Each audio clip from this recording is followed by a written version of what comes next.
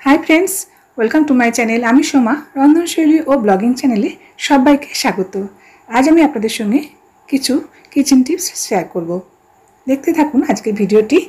यदि भालो लागे अवश्यई लाइक शेयर एबं कमेंट करबेन। चैनलटी सबस्क्राइब करे पाशे थाकार अनुरोध रइल। आशा करछि प्रत्येकटी टिप्स आपनादेर अनेक उपकारे लागबे। ताहले शुरू करा जाक आजकेर भिडियोटी। टिप्स नम्बर 1, खूब कम समय और कम परिश्रमे बेश किछुटा परिमाण पोस्त आमरा संरक्षण करे राखते पारी। एर जोन्नो मिक्सिंग जारे 1/4 काप पोस्त नियेछि, सेटाके एबार ग्राइंड करे नेब। एकबारे मिहि ग्राइंड किन्तु करब ना, सामान्य सुजिर मतो दाना दाना भाव थाकबे। सिले पेटेও आपनारा এই একই পদ্ধতিতে বাটা পোস্ত সংরক্ষণ করে রাখতে পারেন। তবে শিলে বাটলে জলের পরিমাণটা একটু বেশি চলে যায়, কিন্তু এভাবে যদি আপনারা গ্রাইন্ড করে তারপর পেস্ট করেন তাহলে সেখানে জলের পরিমাণটা অনেকটাই কম থাকে। ঠিক এই রকম সুজির মতো দানা দানা ভাব থাকবে। এই পর্যায়ে আমরা আর এটাকে গ্রাইন্ড করব না, কারণ এরপর এর মধ্যে নুন মিশিয়ে আরেকবার ব্লেন্ড করে নিতে হবে। এবার এর মধ্যে দিয়ে দিচ্ছি খুব সামান্য পরিমাণ জল। আমি 1/4 কাপ পোস্ত নিয়েছিলাম, তার মধ্যে খুব সামান্য পরিমাণ জল দিলাম, হাফ চা চামচ নুন দিয়ে দিলাম। নুনটা দিয়ে আরও একবার 1 থেকে 2 সেকেন্ড এটাকে ব্লেন্ড করে নেব, তাতে নুনটা মিশে যাবে। যখন সবজি দিয়ে পোস্ত বানাই তখন ঠিক এই রকম টেক্সচারের পোস্ত দিয়ে আমরা সবজিটা বানিয়ে থাকি। এর থেকে বেশি কিন্তু আমরা পাতলা করব না, টেক্সচারটা একদম পারফেক্ট হয়েছে। যখন গ্রেভি বানানোর জন্য আমরা পোস্ত বাটবো তখন কিন্তু আর সামান্য পরিমাণ জল দিয়ে এটাকে পাতলা করে নিতে হবে।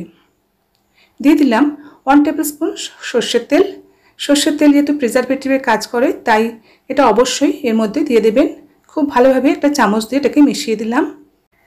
এরপর পোস্তর পেস্টটা একটা এয়ারটাইট কন্টেনারের মধ্যে রেখে সেটাকে 6 থেকে 7 দিন নর্মাল ফ্রিজে স্টোর করে রাখতে পারেন।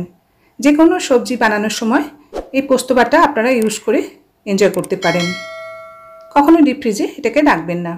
এইভাবে সংরক্ষণ করা থাকলে যে কোনো সময় চটজলদি আপনারা যে কোনো রেসিপির জন্য পোস্ত বাটা ব্যবহার করে সবজি বানিয়ে ফেলতে পারবেন।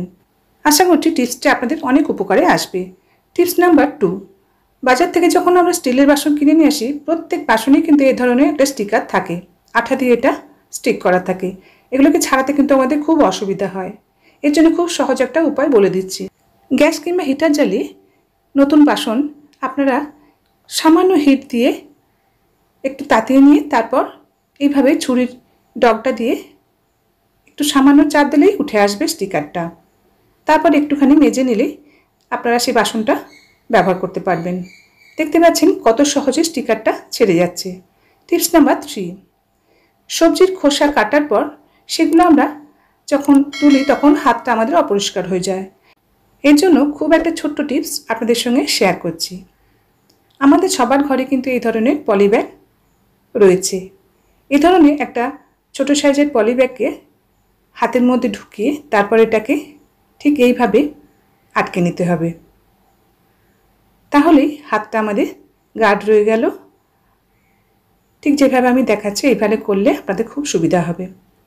এরপর আপনারা যদি সবজি খোসা বা যে কোনো অপরিষ্কার জিনিস হাত দিয়ে ওঠান তাহলে কিন্তু আর আপনাদের হাত অপরিষ্কার হওয়ার সম্ভাবনা থাকবে না। এই সহজ টিপসটা আপনারা কিন্তু অনায়াসেই ফলো করতে পারেন। এরপর পলিব্যাগটা ডাস্টবিনে ফেলে দিতে পারেন। নেক্সট টিপস নাম্বার 4, তার আগে আপনাদের সঙ্গে আমার আরও একটি চ্যানেলের সঙ্গে পরিচয় করানোর চেষ্টা করছি। আমার আরেকটি চ্যানেল হলো সম্পূর্ণ সমা। এখানে গল্প, কবিতা, বিভিন্ন ধরনের জিনিস আমি শেয়ার করি। চ্যানেল লিঙ্ক ডেসক্রিপশন বক্সে দিয়ে দেব। চ্যানেলটি অবশ্যই দেখবেন এবং আমার পাশে থাকবেন।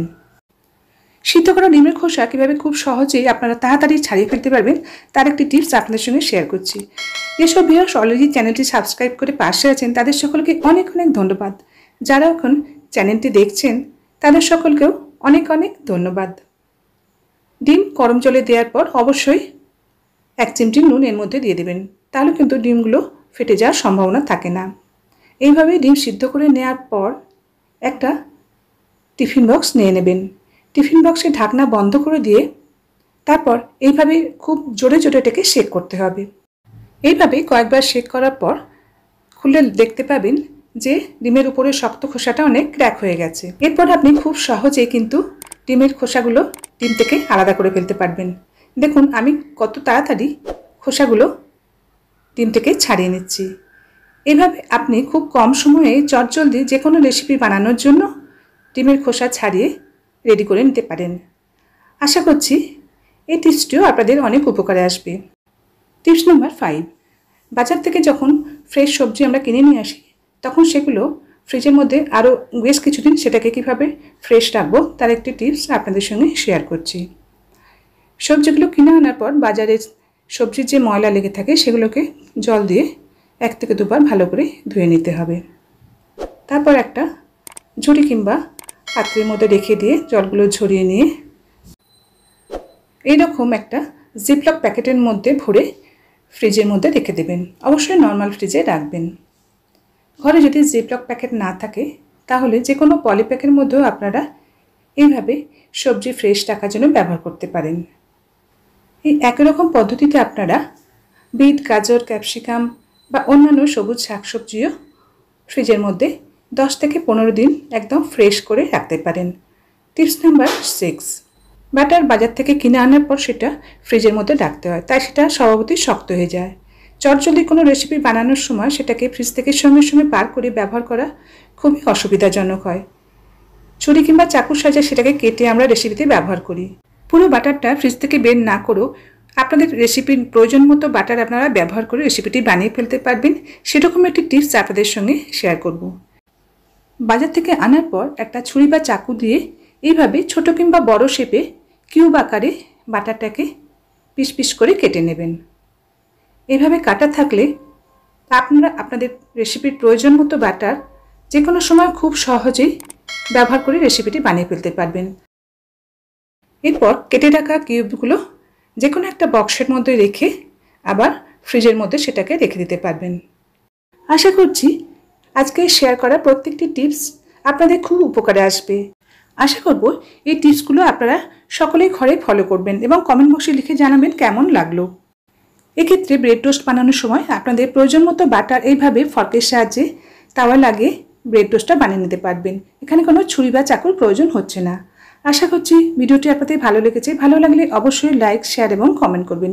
নতুন বন্ধুদের চ্যানেলটি সাবস্ক্রাইব করে পাশে থাকার অনুরোধ রইল। অবশ্যই বেল আইকনটি পুশ করে দেবেন, তাহলে আমার নতুন নতুন ভিডিও নোটিফিকেশন আপনাদের কাছে খুব সহজেই পৌঁছে যাবে।